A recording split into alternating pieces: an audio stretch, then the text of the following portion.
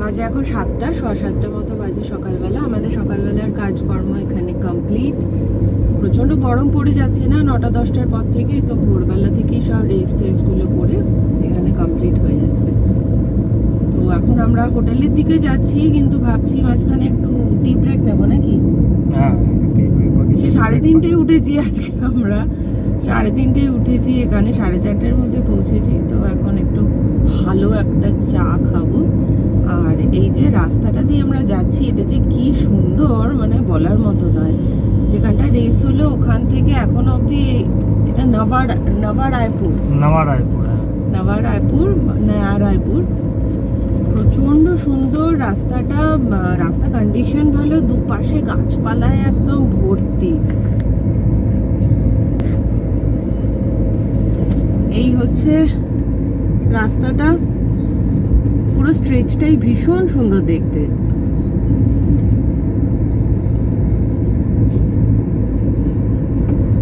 দুদিকেই একদম গাছপালায় ভরপুর।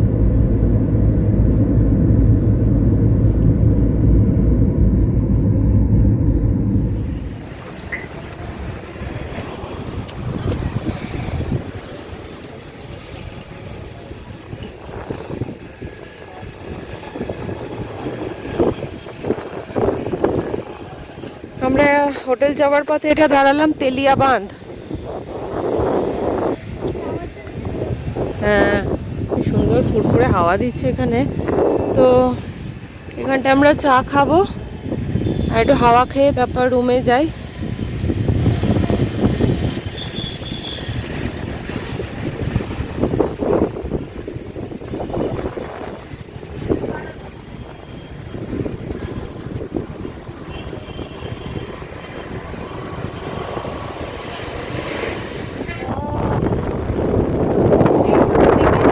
উল্টো দিকেই একটা গুরুদুয়ারা আছে।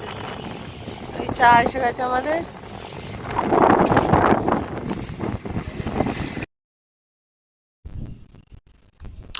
এই হচ্ছে আমাদের ছত্তিশগড়ের ডে 4। সকালবেলা যেমন তেলিবান্ধাতে এসে আমরা চা খেয়েছি, হাওয়া খেয়েছি, ঠিক তেমনি ওই দিন সন্ধ্যাবেলাও কিন্তু আমরা তেলিবান্ধাতে এসেছিলাম সময় কাটাতে।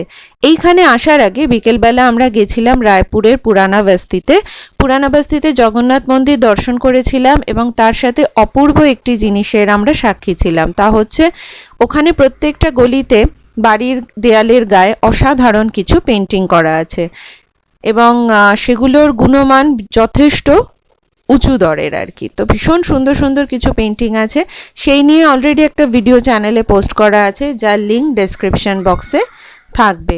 আগের ভিডিওগুলো দেখে নিলে আমার মনে হয় এইটা বুঝতে একটু সুবিধা হবে। রায়পুরের খুব সুন্দর জিনিস দেখুন, রাস্তার একদম মাঝখানে এত বড় একটা গাছটা রেখেই কিন্তু চারিদিক দিয়ে পিচের রাস্তা হয়েছে। মানে এটা একটা 4 মাথার মোড়, কিন্তু গাছটা ইন্ট্যাক্ট রয়েছে, রেখে রাস্তাঘাট হয়েছে। আর এমনিও ডিভাইডারেও বেশ বড় বড় গাছ লাগানো আছে, প্রত্যেকটা রাস্তার দুধারেও গাছ আছে। বেশ ভালো লাগছে কিন্তু রায়পুরে এসে। গরম প্রচণ্ড ঠিক আছে, কিন্তু এরা এই দেখুন গাছ না কেটে পুরো জিনিসগুলো করেছে।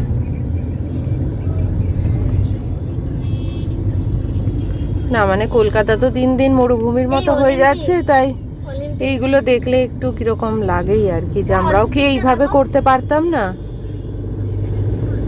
আমরাও তো গাছগুলো বাঁচিয়ে কলকাতায় উন্নয়নের কাজ করতে পারতাম, সেটা কেন পারলাম না কে জানে। দেখুন এদিকে কত গাছপালা।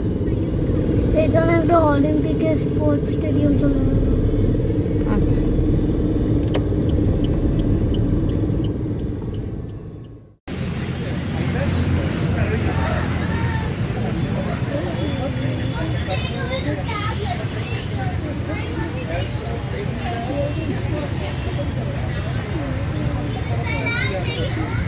আমরা এখন তেলিয়া বাঁধে এসে বসলাম,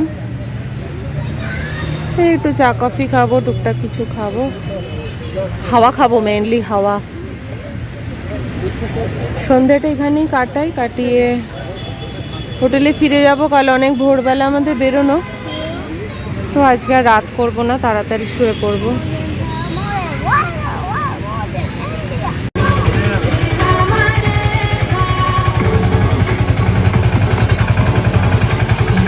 এই ট্রেনে উঠেছি আমরা তেলিয়া বাঁধে, বলছে পুরো এইটার গোল চক্কর কাটিয়ে নিয়ে আসবে, 50 টাকা পার হেড। তো আমরা এটাতে উঠলাম।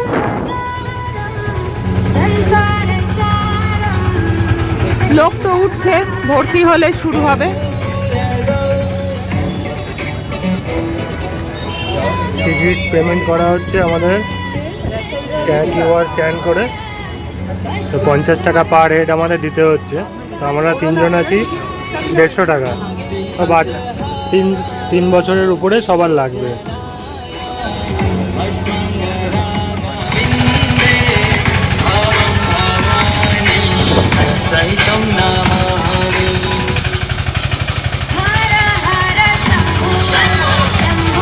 আমাদের ট্রেন চালু হলো, পুরো তেলিয়াবাদ ঘুরে বেড়াবো আমরা।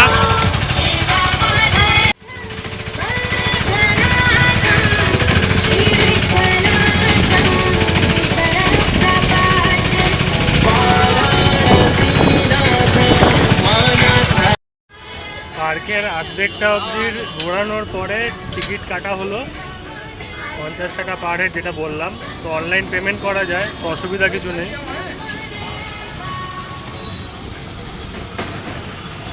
এরপরে আবার এগোবে, পুরো লেকটা ঘুরিয়ে তারপর যেখান থেকে শুরু করেছিলাম ওখানেই দাঁড়াবে। ট্রেন থেকে পুরো পার্কটা ঘোরায়, পার্কের ভেতরে কি কি আছে, খাওয়ার দোকান সব আমরা দেখতে পাচ্ছি।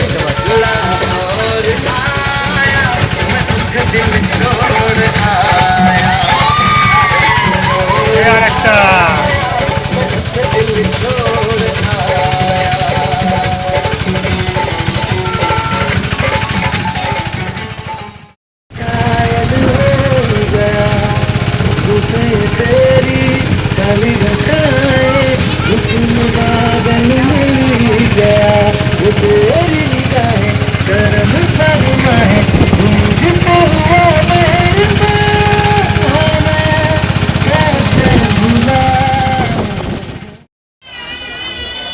ফুচকা বিক্রি করা একটা দারুণ অভিনব ব্যাপারটা দেখলাম।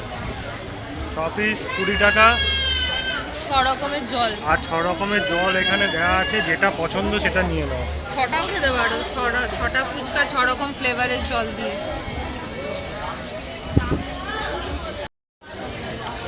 এই ফুচকাটা একবার ট্রাই করতে হবে।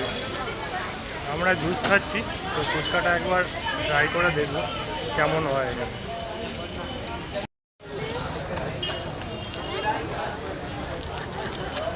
পানিপুরি বলছে।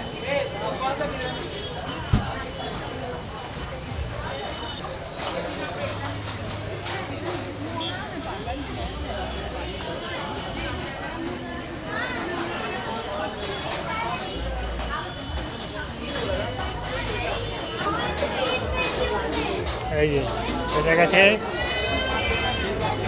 কি নেবে এবার, কোন ফ্লেভারটা নেবে? উপর দিয়ে চাপতে হবে। না, কি করছে?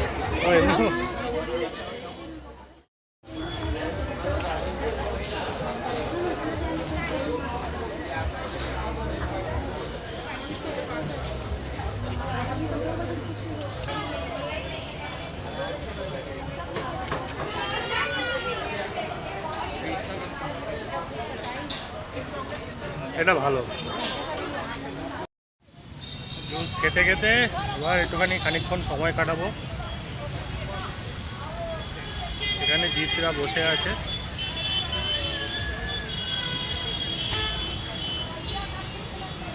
আচ্ছা, ওই যে পেছনে দেখতে পাচ্ছেন একটা লাল রঙের বাস, আমরা যে ট্রেনটায় চললাম ওরকম আমি 3খানা দেখলাম, 2খানা ট্রেন দেখলাম আর একটাই বাস দেখলাম। এই 50 টাকা পার হেডে ওরা ঘোরায় পুরো লেকটা। এই যে পুরো লেকটা, এই পুরো লেকটা ঘোরাবে 50 টাকা পার হেড করে।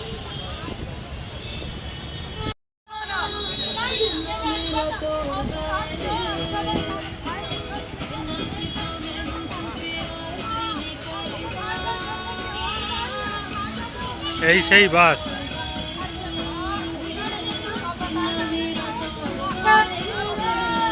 जाने मेरे मैं तेरा हूँ, हाँ जी तेरा हूँ, तू कर ले यकीन।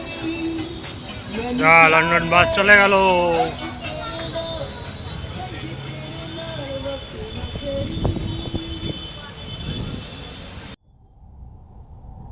Good morning everyone. আমরা কলকাতা থেকে ছত্তিশগড় এসেছিলাম বিশেষ একটা কাজে। সেই কাজটা তো 4 দিনে হয়ে গেছে, এবার আজকে 5 নম্বর দিন আমরা বাড়ি ফিরছি। তো এই ভিডিওটা যখন মানে আসছে তার আগে অলরেডি আপলোড কি হবে কলকাতা থেকে ছত্তিশগড় আসা বাই রোড, আর এখানে তারপরে 3 দিন 4 দিন আমরা যেভাবে কাটিয়েছি। আগে বলে রাখি সেরকম কোনো সাইট সিং তার মধ্যে থাকবে না, কারণ আমরা একটা কাজে এসেছিলাম, তো সেই কাজটার ছোট ছোট ক্লিপিংস থাকবে। আর আমরা দুপুরে কি খেলাম, রাতে কি খেলাম, কোথায় খেলাম, সেই ছোট ছোট জিনিস নিয়ে থাকবে। আর এখন এই ভিডিওটাতে থাকছে হচ্ছে আমরা যে রায়পুর থেকে বাড়ি ফিরছি, কলকাতায় ফিরছি, সেই জার্নিটা। আসার সময় তো রাস্তাঘাট খুবই ভালো পেয়েছি আমরা, মানে খুব বাজে কন্ডিশন ছিল আগের বছরও রাস্তাটা, এবছর কিন্তু সেটা অলমোস্ট 80% ভালো হয়ে গেছে, ফলে জার্নি টাইমটাও কম লাগছে। আর মানে রায়পুর সিটিটা খুব সুন্দর, রায়পুর সিটিটা বরাবরই ভালো লাগলো, এবার আরও বেশি কেন জানি ভালো লেগেছে। গাছপালা প্রচুর বেড়েছে, রাস্তাঘাটে অনেক কিছু আমরা নোটিস করলাম, যেমন ট্রাফিক সিগন্যালে যখন দাঁড়াচ্ছি তখন প্রত্যেকটা ট্রাফিক সিগন্যালে না এরকম ওপরে শেড করা আছে, পুরোটা না কিছুটা এরিয়া জুড়ে শেড করা আছে, যাতে নিচে বাইক গাড়ি যেগুলোই দাঁড়াচ্ছে তারা ওই শেডটার নিচে দাঁড়াতে পারে। অন্যবার আমরা শুধু ইন্ডিয়ান কফি হাউসে খাই, এবার একটু অন্য জায়গাও ট্রাই করলাম, অন্য জায়গা থেকেও খেলাম, সেগুলো আগের ভিডিওগুলোতে দেখতে পেয়ে যাবেন। আর এবারে আমরা প্রত্যেকবার এসে বুড়া তালাবে সন্ধেটা কাটাই, সন্ধেবেলা যদি কিছু না থাকে তবে। এইবারে বুড়া তালাবে না গিয়ে আমরা গেলাম তেলিবান্ধে গেলাম। তো সেও খুবই সুন্দর, তো সেই এক্সপিরিয়েন্সটাও ছোট্ট করে কিন্তু আগের ভিডিওতে আছে, অবশ্যই দেখে নিন। আর চ্যানেলটা প্লিজ প্লিজ প্লিজ সাবস্ক্রাইব করুন। আবার কি যেন বলবে, এটা স্পেশাল জায়গায় গেলাম না, পেন্টিং রোড। হ্যাঁ হ্যাঁ হ্যাঁ, আমরা ওই একটা পুরানা বস্তি রায়পুরে, সেখানে একটা গলির মধ্যে কয়েকটা বাড়ির গায়ে ওয়াল পেন্টিং রয়েছে, তার মধ্যে ওয়ার্ল্ডলি পেন্টিং আছে। আর বাবা, স্কুটারটা আমাদের ঘাড়েই চলে আসছিল গাড়ির, আর এখানে কেউ হেলমেট টেলমেট পরে না, যাই হোক।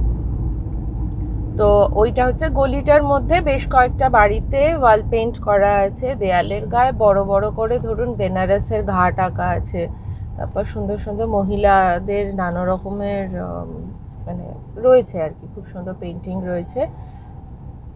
গণেশজি আছেন, হনুমান আছে, সবাই আছে, খুব সুন্দর খুব সুন্দর। অল্প, খুব বেশি কিছু নেই কিন্তু খুব সুন্দর। মানে গোয়াতে যেমন ফন্টেন হাউস যায় লোকে ওই কালারফুল বাড়ি দেখতে, কালারফুল দেয়াল দেখতে, এটা কিন্তু তার থেকে ভালো, কারণ গোয়ার ওই ফন্টেন হাউস প্রচণ্ড রকমের ওভার হাইট। আমাদের যদি গোয়া রোড ট্রিপের ভিডিওগুলো দেখেন তাহলে দেখবেন যে গুগলে যেরকম ছবি থাকে ফন্টেন হাউসে, তার সাথে কিন্তু বাস্তবে সেরকম কোনো মিল নেই। যারা ফটো পোস্ট করে বা ব্লগ করে তারা করে কি, ছবিগুলোকে এডিট করে কন্ট্রাস্ট বাড়িয়ে এমনভাবে শো করে মনে হয় যে ওই গলিটা কত না সুন্দর। অ্যাকচুয়ালি কিন্তু অতটা নয়। হ্যাঁ, আপনার ভালো লাগবে সময় কাটাতে, কিন্তু অ্যাকচুয়ালি অতটা নয়, ওটা ভীষণভাবে ওভার হাইপড জায়গা। সেই তুলনায় এইটা হচ্ছে মানে জেনুইনলি পেন্টিং করা বাড়ির দেয়ালে, আর পেন্টিংগুলো খুবই সুন্দর। অল্প, খুব বেশি না, কয়েকটা বাড়ির গায়ে আছে, বেশ কয়েকটা রয়েছে, ওই পাড়াতে অনেকগুলো জায়গায় তো একটু ঢুকতে হবে, মানে গলির ভেতরে ঢুকে ডান দিক বাঁ দিক আপনাদেরকে তাকিয়ে যেতে হবে, তাহলে খুঁজে পেয়ে যাবেন যে কোনো না কোনো বাড়ির গায়ে আছে। আর সেই পেন্টিং এর স্ট্যান্ডার্ড খুব হাই, তবে মেনটেনেন্সের অভাব আছে, কারণ ওই দেয়ালের গা থেকে চলতা উঠে যাচ্ছে, ফলে পেন্টিংগুলো নষ্ট হয়ে যাচ্ছে। তো আমি শিওর যে ওরা আবার রিপেন্ট করে নেবে, অন্য কিছু হয়তো আঁকবে, কিন্তু ওটা খুবই সুন্দর। মানে গোয়ার ফন্টেন হাউস গিয়ে আমরা বেশ হতাশ হয়েছিলাম যে বাবা, এটা কি এরমভাবে রাঙিয়ে চাঙিয়ে দেখায় গুগলে, তো এইটা কিন্তু জেনুইনলি সুন্দর। তো বেশিক্ষণ না, 10-15 মিনিটের ব্যাপার, ওটাও আমরা একটু ঘুরে নিলাম, জগন্নাথ দেবের মন্দিরে গেলাম, আর তারপরে তেলিবান্ধাতে সময় কাটালাম সন্ধ্যেটা। তো আগের ভিডিওগুলো প্লিজ দেখে নিন, ভালো লাগলে লাইক করুন আর একটু সাবস্ক্রাইব করুন। নতুন চ্যানেল, জানি খুব হাইফাই কিছু এডিটেড ভিডিও নেই, তাও যেটুকু আছে সেগুলো কষ্ট করে বানিয়ে পোস্ট করি যখন যেমন সময় পাই। তো সাপোর্ট জানানোর জন্য জাস্ট একটা সাবস্ক্রাইব বাটনে ক্লিক করে দিন। রায়পুরে 4 দিন থাকা, খাওয়া, ঘোরার এইটুকুই গল্প ছিল আমার কাছে। সেই গল্প পুরোটাই উজাড় করে দিয়েছি এই কটা ভিডিওতে। নেক্সট ভিডিওতে আসবে ছত্তিশগড় থেকে আমাদের কলকাতা ফেরার গল্প। কত ঘন্টায় ফিরলাম, কিভাবে ফিরলাম, রাস্তায় কোথায় খেলাম বা কোথাও ফাঁসলাম কিনা, পুরো গল্পটা নিয়ে খুব শিগগিরই চলে আসবো। আর তারপরে থাকছে একটা ভীষণ স্পেশাল ভিডিও কৃষ্ণনগরের পুতুলপাট্টি। তো চ্যানেলের সাথে থাকুন, দেখতে থাকুন আর নিজেরাও ভালো থাকুন, সুস্থ থাকুন।